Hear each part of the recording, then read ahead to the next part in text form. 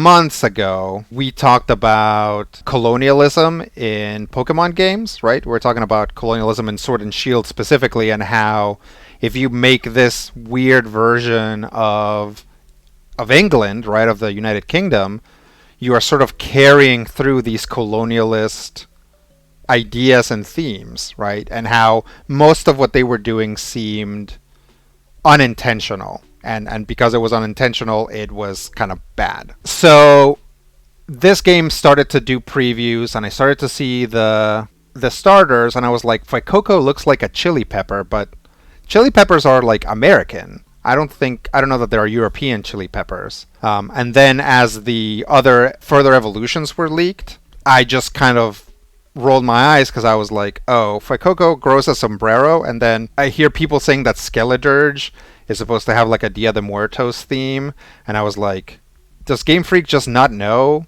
the difference between Mexico and Spain? Right? I mean, there are wide brim hats in Spain, but what Fuecoco has is very much clearly meant to be a Mexican sombrero.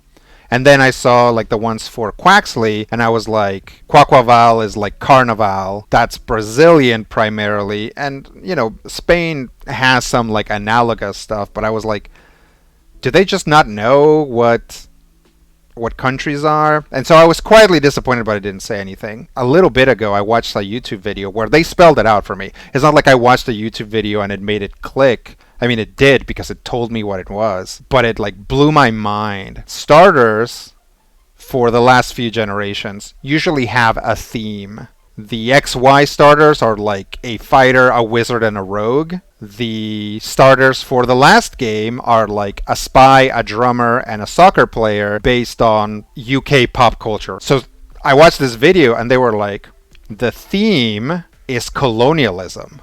And I'm like, what? What? And it is. The theme for the starters is colonialism. I was really stuck with Spain, but you're looking at the whole Iberian Peninsula, so Spain and Portugal. Fuecoco, like Final Evolution, Skeledirge is supposed to be a Dia de Muertos thing. Quaquaval is supposed to be a Carnival thing from Brazil. And Miascarada, I believe, is supposed to be La Mascarada from Costa Rica. So Costa Rica has a holiday called Mascarada, and there are holidays called Mascarada in like Spain and in other Latin American countries, but the most famous one is Costa Rica's. All of these holidays are syncretized holidays. They are all sort of this like in between negotiation of Spanish Catholicism and indigenous holidays and practices, right? Dia de Muertos is a compromise that is like, okay, well, you can't worship your pagan deities or whatever anymore, but we'll give you this holiday about your ancestors because that can be a thing, right?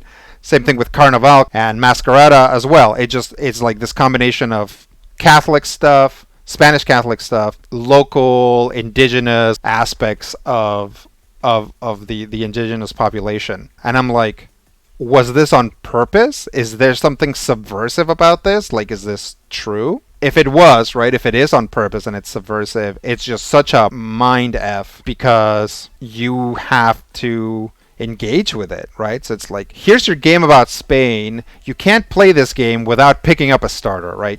Like, that's something that the game makes you do, obviously. You can bench it immediately, but no matter what, you have this little guy that's, like, reminding you of, like, Spain's colonial past. It's weird. It's hardcore. Now, my guess is that it's not meant to be subversive.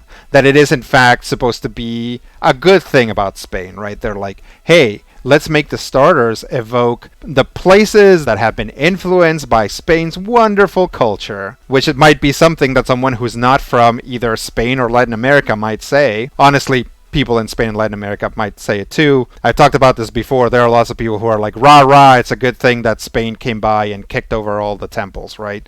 And put churches on top of them. Harvest says, oh, I was so glad that Quaxley did not turn out to be a conquistador, like we had been speculating. Yeah, I was worried about that. This is like the better way to do that. This is like a subtle way to do that, right?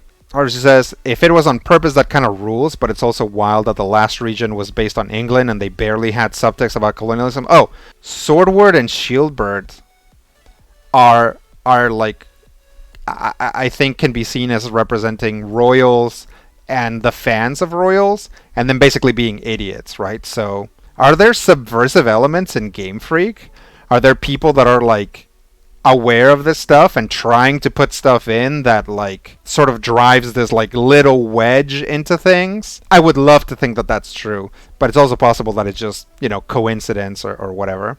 Skippy says this is a game series that really doesn't have subtext. So my guess is that it's not meant to be subversive, but of course, there's a subversive reading of it, right? So I'm really enjoying that. It really blew my mind, and it's made me really like this starter generation. This idea that like, yeah, the starters are like reminders of Spain's colonial antics. It really blew my mind, and I feel bad that I didn't catch this. I was just like really impacted by it. Yeah, Colonialism in Pokemon Part 2.